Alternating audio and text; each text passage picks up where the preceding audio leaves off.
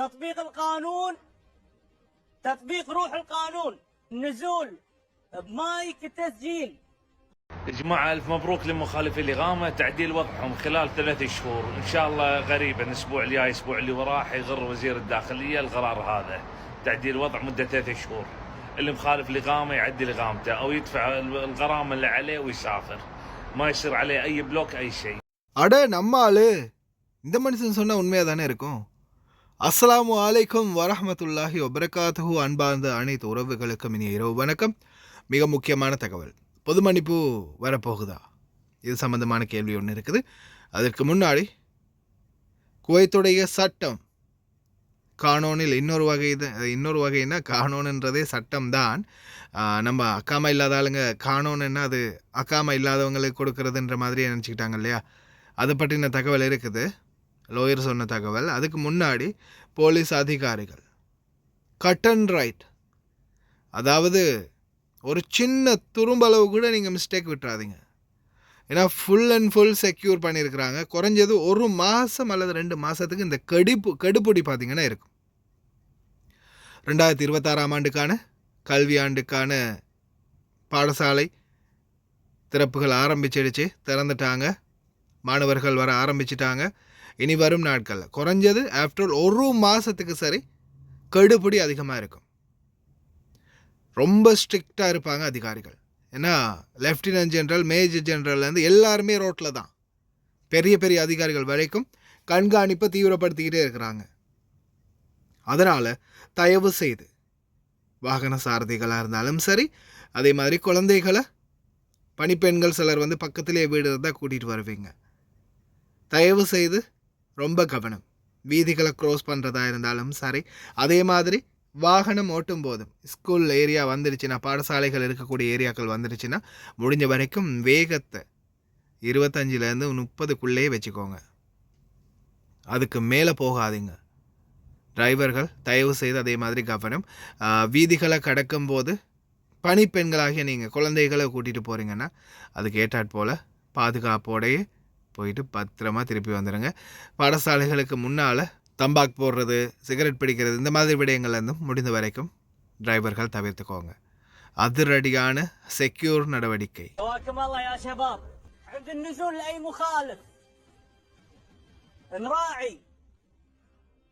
تطبيق القانون، تطبيق روح القانون، نزول بمايك التسجيل.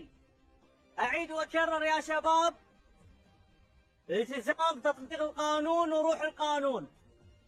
لا حد يتجاوز. اللي موجود بالشارع، أهلي أهلك، ردعي ردعك. كذلك نزيد عليكم موضوع البلاغات، عدم التأخير في التوجه للبلاغ. وبالنسبة للطرق، إذا كان في حوادث التوجه بالسرعة الممكنة لتسهيل حركة المرور بنفس الطرق السريعة.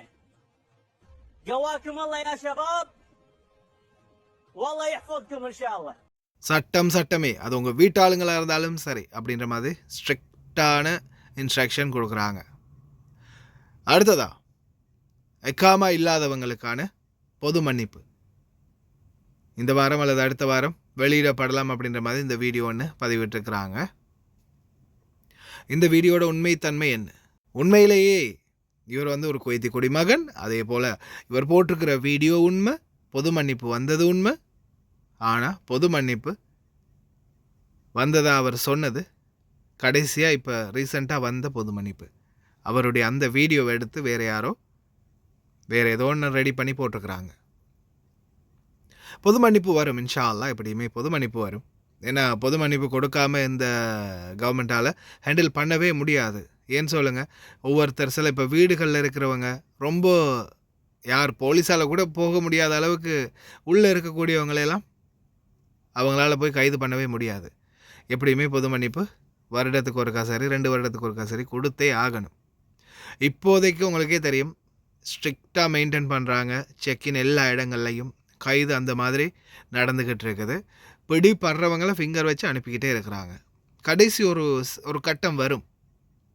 போன வருடம் அப்படித்தானே ரொம்ப கெடுபடியாக கைதுகள் நடந்துச்சு. அதுக்கப்புறமா கொஞ்சம் நார்மலாகின பிறகு பொது மன்னிப்பை கொடுத்தாங்க. அதே மாதிரி இன்ஷா அல்லாஹ் இந்த 2025 கடைசியிலையோ அல்லது 2026ஆம் ஆண்டு குவைத்துடைய சுதந்திர தினத்துக்கு பிறகோ பொது மன்னிப்பு ஒன்று போடுறதுக்கு வாய்ப்பு இருக்குது. இன்ஷா அல்லாஹ் பொறுமையாக இருங்க. ஆனால் இப்போதைக்கு பொது மன்னிப்பு போட்டிருக்குது அப்படின்னு சொல்கிற தகவல் வந்து பொய்யானது. அதே போல் காசு கொடுத்து யாரும் போகணும்னு நினைக்காதீங்க. போகணுமா இருந்தால் போலீஸ்லேயோ அல்லது சிஐடிலேயோ பிடிபட்டு தாராளமாக போங்க. காசு கொடுத்து போகணுன்ற அவசியமே இல்லை.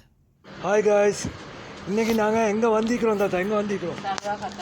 சல்வா கத்தா 5க்கு. நீங்கள் எப்போ ஆர்டர் பண்ணீங்க எங்கள்கிட்ட? முந்தநாத்து. உங்களோட பில்லை கொஞ்சம் கஸ்டமருக்கு எல்லாம் காட்டுங்க, எல்லாம் பார்க்குறாக்களுக்கு கொஞ்சம் காட்டுங்க. எவ்வளோக்கு சாமான் வாங்கிக்கிறீங்க? 137 கேடிக்கு சாமான். இந்த தாத்தோட பில் தாத்தா, எங்களோட சேவிஸ் எப்படின்னு கொஞ்சம் எல்லாருக்கும் சொல்லுங்க.